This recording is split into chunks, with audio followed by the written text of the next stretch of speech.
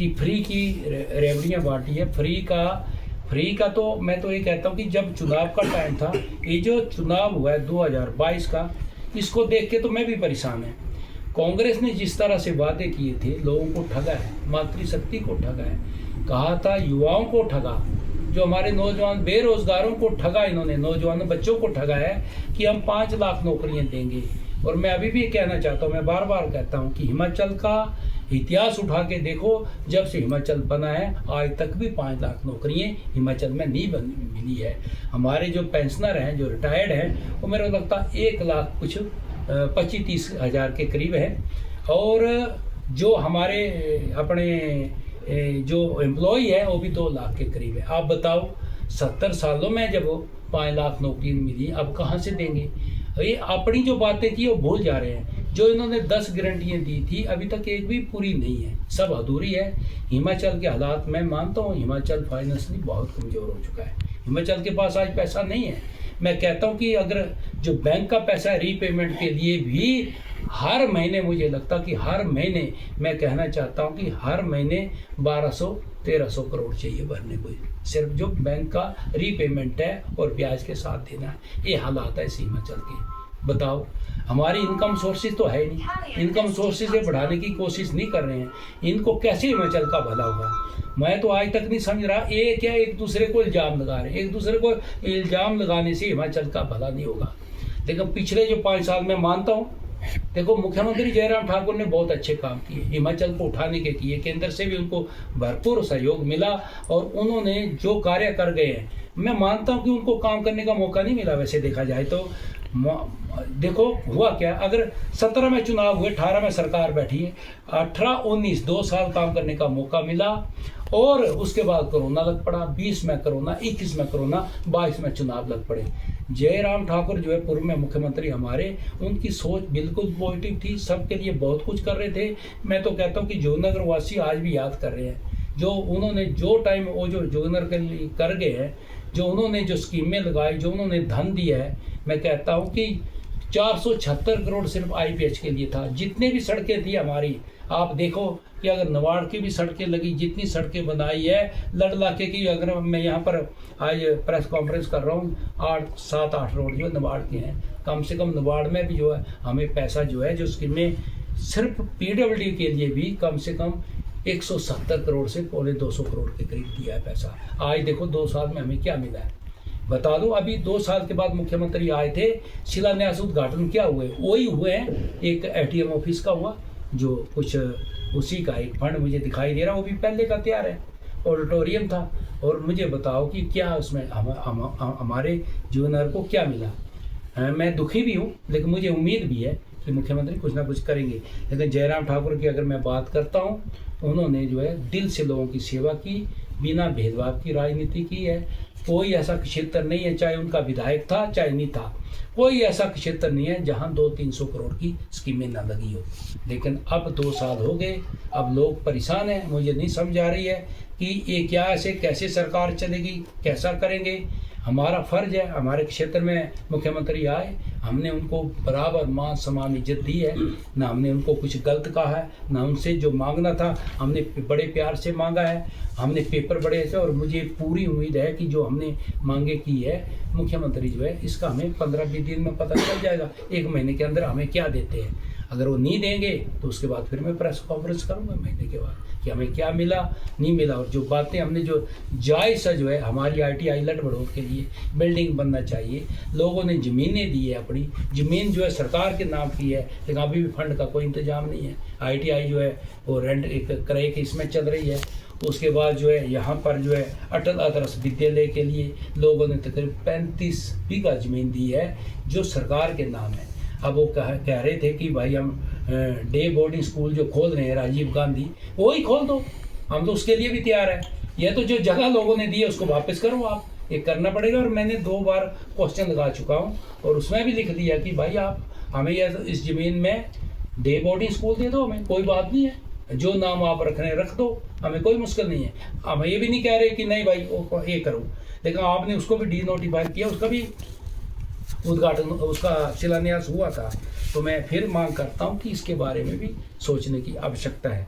ज़्यादा ना कहते हो। हम देखो हमारे संस्कार हैं, हमारे के संस्कार। अगर मुख्यमंत्री आए थे, कोई कह दे कि विधायक ने उनसे कुछ गलत या हमने कोई ये किया, हमने उनकी रिस्पेक्ट की, मान सम्मान किया, इज्जत दी और उनकी रिस्पेक्ट की है, इसीलिए कि जो हमारी भी समस्या को समझें। और हम परेशान हैं, 2 साल इस सरकार को बने हो गए हैं। अगर ये हमारी मांगे नहीं पूरी करेंगे तो हमें फिर एक एक करके फिर इसके लिए दोबारा मांग रखना पड़ेगी।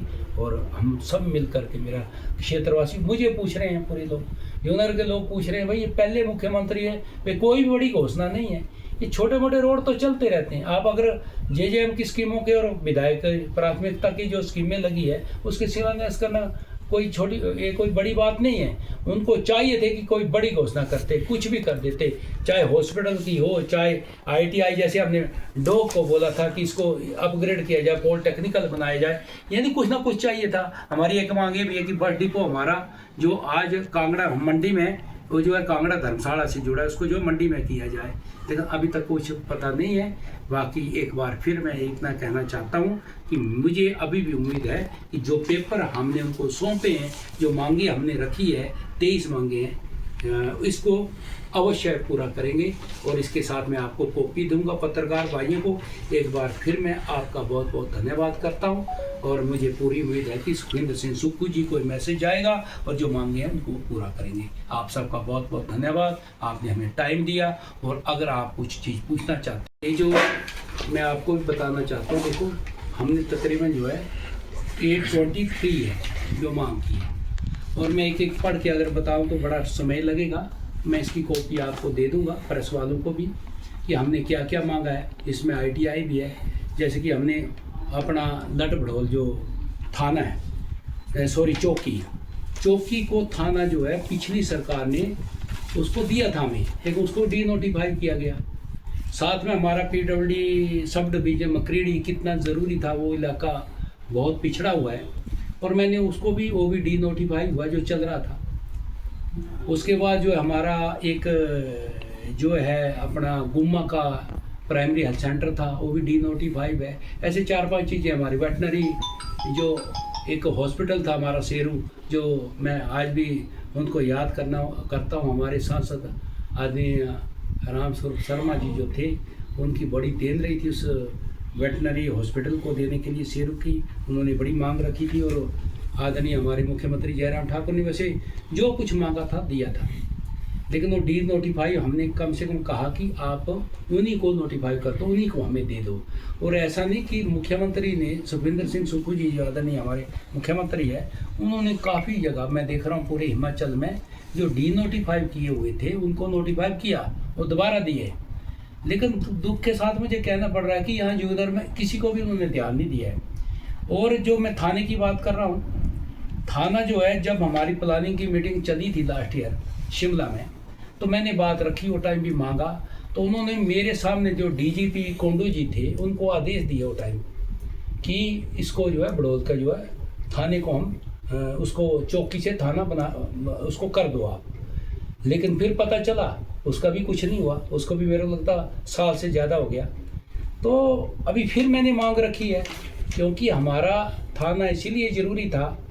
आप बड़ौल चौकी है और जूनगर जो है यहाँ से तकरीबन जो है 35-37 किलोमीटर दूर है, और यहाँ पर थाना बनना चाहिए था।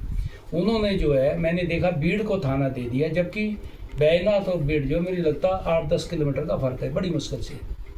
और हमारी जायज़ मांग थी, लेकिन उसको भी ध्यान नहीं दिया गया। और लोग कह रहे हैं, मैं नहीं कह रहा हूँ, कंस्टिट्यूंसी वाले कह रहे हैं कि ये पहले मुख्यमंत्री देखे भाई कुछ भी नहीं दिया। कुछ ना कुछ बड़ी हमें कोई ना कोई एक आध घोषणा हमने ये मांगा था कि जूनगर का जो हॉस्पिटल 150 बेडेड का, इसको 200 किया जाए, वो भी नहीं हुआ। चौंतड़ा में जो हमारा उसको अपग्रेड किया था, एक डॉक्टर है, अब एक डॉक्टर पॉपुलेटेड एरिया, वहाँ भी कुछ नहीं किया। जो हमारा एक हमने पहले उसका फंड भी उसमें पड़ा है, पता ही मुझे लगता 35 या कुछ 45 लाख उसको ऑडिटोरियम जो है अपना चौंतड़ा के लिए जो हमने मांगा था कि मल्टीपर्पज़ स्टेडियम, वो भी नहीं हुआ। उसको भी फंड डालने की कोशिश का, वो भी उसको जो उन्होंने शिलान्यास उद्घाटन, दुख के साथ मुझे ये कहना पड़ रहा है कि एक जो बिल्डिंग जो एसडीएम ऑफिस की बिल्डिंग तो बनी थी, उसका जो उद्घाटन उन्होंने किया है, उसके साथ ऑडिटोरियम जो कॉलेज का वो है, और जो 2-3 जो पानी की स्कीमें थी उसको तो वो तो नबार्ड की स्कीमें विधायक प्राथमिकता से हमने डाला है। चलो मैं मानता हूँ, उसके जो उन्होंने फाउंडेशन स्टोन रखे, कुछ स्कीमों के जीजेएम की स्कीमें उसकी लगी थी, लेकिन कोई भी नहीं कुछ देना एक गलत मैसेज आ रहा है। मैं तो अभी भी, और मैं ये नहीं कहता हूँ कि उन्होंने, हो सकता हो देंगे, जब उन्होंने हमारे पेपर सब ले लिए और मुझे उन्होंने विश्वास दिलाया, आश्वासन दिया है कि राणा जी मुझे पढ़ के मैं आप जो भी जायज़ होगा मैं करूँगा। और अगर हम अभी बोल दें कि भी कुछ भी नहीं दिया, हो सकता कुछ देंगे। लेकिन 2-3 चीज़ें जो आई, जो देखो, पहले भी मुख्यमंत्री यहाँ पर आते थे, जयराम ठाकुर आदरणीय पूर्व में मुख्यमंत्री हमारे जयराम ठाकुर जी भारतीय जनता पार्टी के मुख्यमंत्री थे वो टाइम, मैं तो इंडिपेंडेंट था, लेकिन जब भी वो आए जो उनसे मांगा उन्होंने एकदम दिया है, ये तो हमें मानना पड़ेगा। ये जो मुख्यमंत्री जयराम ठाकुर ने जो दिया है, एक साथ जो आपने देखे होंगे, एक साथ जो 300-400 करोड़ के शिलान्यास उद्घाटन हुए वो टाइम, लेकिन आज हमें कुछ भी दिखाई नहीं दे रहा है।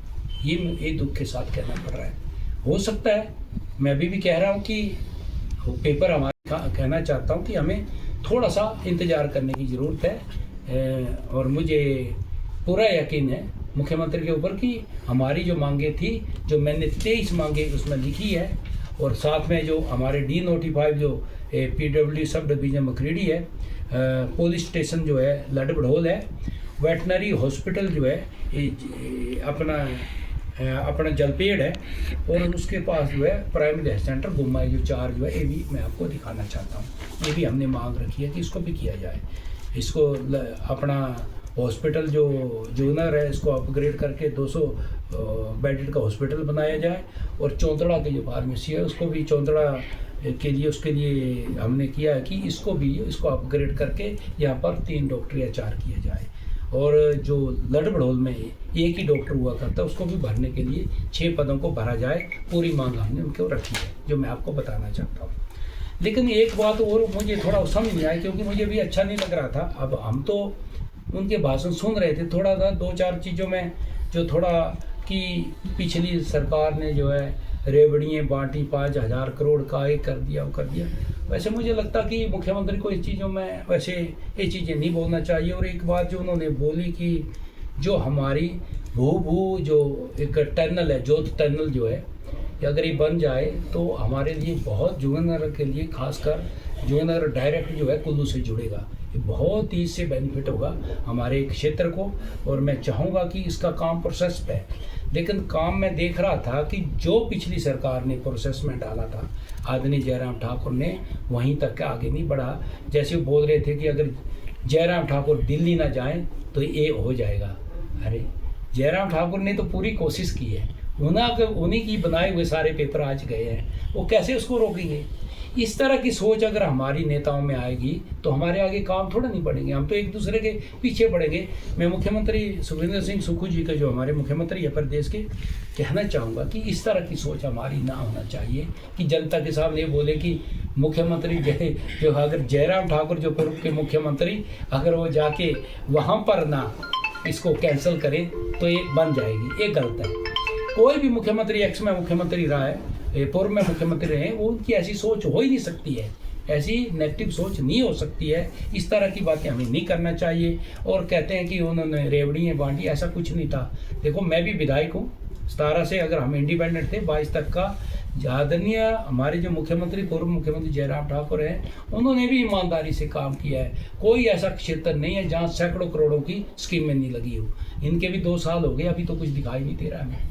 और लोग अभी परेशान हैं जुगनगर के कि पहले मुख्यमंत्री कोई भी बड़ी घोषणा नहीं हुई है, कुछ ना कुछ उनको देना चाहिए था। मैं भी कहता हूँ कि वो देंगे, मुझे पूरा विश्वास है। ले गए हैं, घोषणा करेंगे, सोच समझ के करेंगे, लेकिन उधर जो है स्टेज में कोई घोषणा ऐसी खास हुई नहीं है।